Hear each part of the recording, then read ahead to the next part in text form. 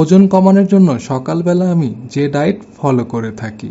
আসসালামু আলাইকুম বন্ধুরা, আপনারা অনেকেই জানেন আমি 100 দিনে নিজেকে ফিট করার একটি চ্যালেঞ্জ নিয়েছি। আর এই চ্যালেঞ্জটি পুরো করতে ডায়েটে আমি সকালে কী ধরনের খাবার খাই তা এখন আপনাদের সাথে শেয়ার করব। সকালবেলা যেহেতু হাতে সময় কম থাকে, তাই ঝটপট তৈরি করা যায় এমন খাবারই আমি ডায়েটে রাখি।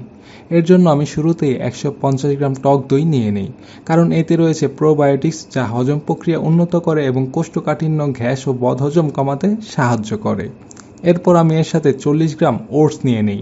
আর ওটসের মধ্যে প্রচুর ফাইবার রয়েছে এবং সেই সাথে vitamin B, iron, magnesium, zinc, selenium ও অ্যান্টিঅক্সিডেন্ট রয়েছে, যা আমাদের স্বাস্থ্যের জন্য খুবই উপকারী। এরপর এর সাথে আমি 20 গ্রাম বাদাম অ্যাড করে নেই, কারণ বাদামে রয়েছে good fat, protein, fibre, vitamin ও মিনারেল এবং অ্যান্টিঅক্সিডেন্টও রয়েছে।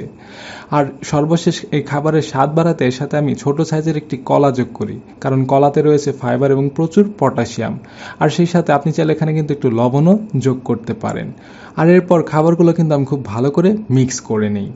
আর সকালবেলা এই খাবারগুলো হৃদরোগ প্রতিরোধ করার পাশাপাশি আপনার মেটাবলিজম বুস্ট করে, যা ওজন কমাতে দারুণভাবে সাহায্য করে।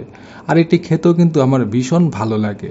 সো আপনি চাইলে কিন্তু বাসায় এভাবে একদিন ট্রাই করে দেখতে পারেন। আর এটি খেতে কেমন লাগে অবশ্যই কমেন্টে জানাবেন।